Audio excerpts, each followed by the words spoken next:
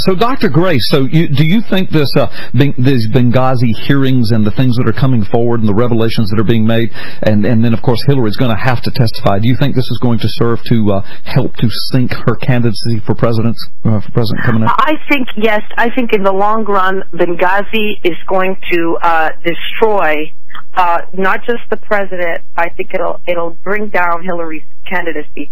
Bear in mind that Hillary already failed to win the primary once. Remember, her own party basically rejected her for a neophyte.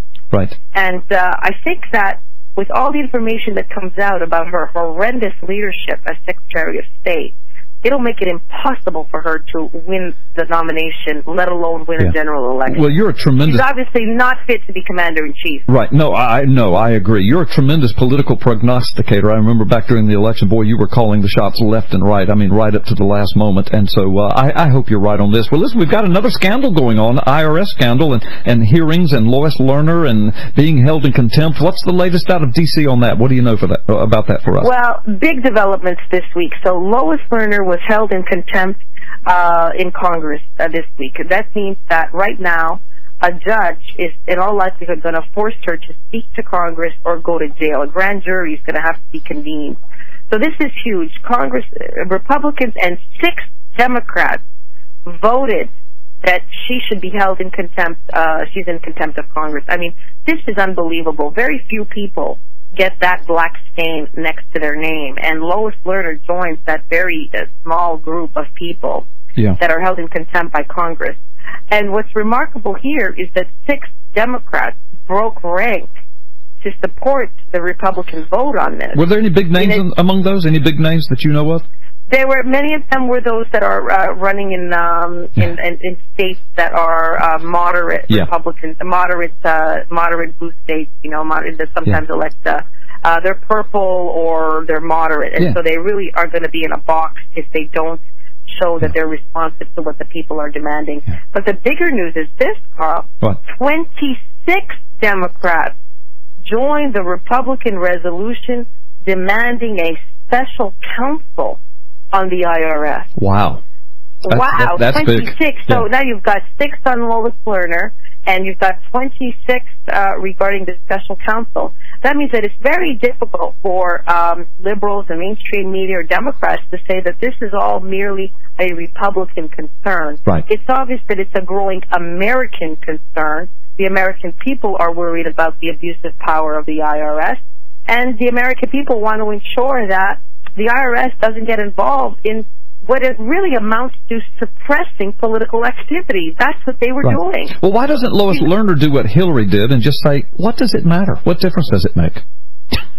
Well, you know, she already spoke too much. Had she just remained quiet, she would have literally have taken the 5th, and then she would be beyond the reach of Congress. But the key here is that she did plead her innocence and then pleaded the 5th. You can't do that. You can't have it both ways. And that's what put her in a legal box. So, Carl, basically, she's going to, 2 things are possible, and the third, I hope, does not happen. She's either going to have to speak, or she's going to go to jail, or something terrible will happen to her, as happened to Loretta Fuddy. Those are the 3 things. Those are the only 3 possible outcomes. Right. And I pray to God it's not number 3, because she's a key witness in all this. And let me say this about Lois Lerner. Lois Lerner is really, it's going to be very hard for them to get away from this contempt of Congress vote. Remember when Eric Holder was held in contempt, he basically went to the courts and said he really can't speak to Congress because so much of his conversation was privileged. Meaning he spoke with Obama, and therefore it's got executive privilege. Well, they can't say that about Lois Lerner, because if they do, if they claim that that Lois Lerner's testimony is privileged, that would implicate the President of the United States, and they can't do that. No, they cannot say that the reason she can't speak is because the President was involved in deliberations with her. That would prove the Republican case. They're absolutely in a box on that. Listen, I put my tinfoil hat on a moment ago when you said something terrible would happen to her like Loretta Fuddy. So you think that was probably more than an accident? I do. I'm not trying to put you on the spot, Dr. Grace. But I mean, you know, that's a viable number 3 you had in your list there. Listen, I mean, when key witnesses suddenly die in random plane crashes, No, I know. Can we send Dr. Grace one of our tinfoil hats? We need to send you a tinfoil. You know, from whenever you come on. You know what? She didn't just die in a plane crash. She died after everybody survived the plane crash. That's true. I mean, we're crying out loud. That's true. Everybody, pilot and everybody survived, and then she died. Scared her to death. Well, listen, you're just a racist. Let me move along. Listen, Monica Lewinsky appearing in this article in Vanity Fair. I mean, goodness, Hillary's just taking it from all sides, isn't she?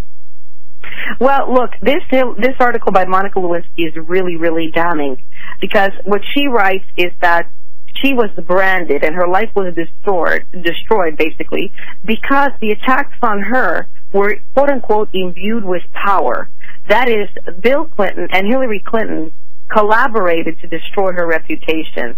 And one thing I want to say, Carl, I wanted to share a very important personal story. The feminists had always told us that the reasons we really needed to help women to advance is that women in powerful positions would be able to help other women along the way, to protect them from harassment and also to help to promote them. Well, I can tell you this, as a young faculty member at Howard University, I was once, two older faculty members made comments about me that were completely and utterly inappropriate. And it could have risen to the level of sexual harassment, but the two older female faculty members took them to the woodshed, and they put the kibosh on it, and I was really saved. Now, Hillary Clinton, this is a woman that had tremendous power, that could have come to the rescue, no matter that this is a woman that was sleeping with her husband, but still, she was a woman in a position of power, and she collaborated with the Old Boys Club to destroy this woman's reputation. She did the opposite of what feminists had always said the advancement of women would do.